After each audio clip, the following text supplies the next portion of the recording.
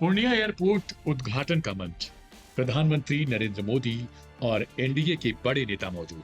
लेकिन कैमरों की नजर जिस चेहरे पर सबसे ज्यादा टिक गई वो थी सीमांचल के कद्दावर नेता और निर्दलीय सांसद पप्पू यादव पर।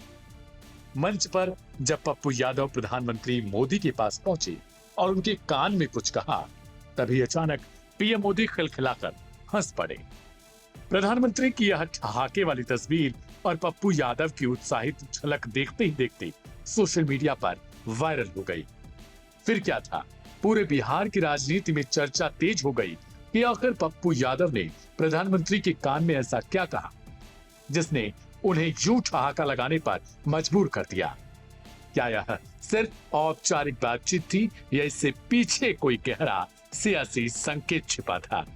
क्योंकि बिहार की सियासत में यह पहली बार था जब पीएम मोदी और पप्पू यादव इस तरह एक मंच पर स्नेहिल अंदाज में दिखाई दिए हों। पप्पू यादव ने सार्वजनिक तौर पर मंच से प्रधानमंत्री मोदी के विकास कार्यों की तारीफ भी की। बस यहीं से अटकलों का दौर शुरू हो गया। राजनीतिक हलकों में यह सवाल उठने लगे कि क्या पप्पू यादव अब अपनी राजनीतिक दिशा बदलने वाले हैं? क्या पूर्णिया से सांसद बनने के बाद पप्पू यादव की अगली मंजिल एनडीए का हिस्सा बनना है, या फिर यह सिर्फ लोकसभा क्षेत्र के एयरपोर्ट उद्घाटन का औपचारिक शिष्टाचार था? इस संशय की वजह भी साफ है। पप्पू यादव लंबे समय से विपक्षी खेमे में जगह तलाश रहे थे।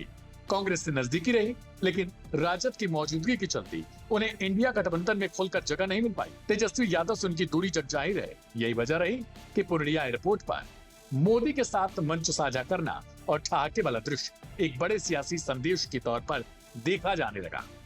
पप्पू के समर्थक, यहाँ तक कि जो विपक्षी खेमे के लोग हैं, उनकी तरफ से सोशल मीडिया पर इस तस्वीर को साझा कर लिखा जाने लगा कि इंडिया गठबंधन के मंच पर भले ही जगह न मिली हो, लेकिन पीएम मोदी के साथ पप्पू यादव यूं ठहाका लगाते हुए नजर आए। राजनीतिक जानकारों का कहना था कि सीमांचल की राजनीति में पप्पू यादव की पकड़ मजबूत है। पिछले लोकसभा चुनाव में उन्होंने निर्दलीय उम्मीदवार होते हुए भी पूर्णिया सीट पर शानदार जीत हासिल की थी।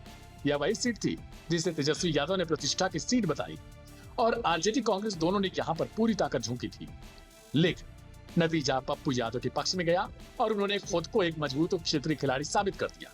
इसीलिए जब भी वह एनडीए के मंच पर पीएम मोदी के साथ मुस्कुराते दिखे तो इससे राजनीतिक हलचल और बढ़ गए। एनडीए खेमे में भी सवाल उठने लगे कि क्या पप्पू यादव भविष्य में किसी नए समीकरण का हिस्सा बन सकते हैं। वही विपक्षी खेमे में बेचैनी थी कि कहीं सीमांचल का यह बड़ा नेता हाथ से न निकल जाए।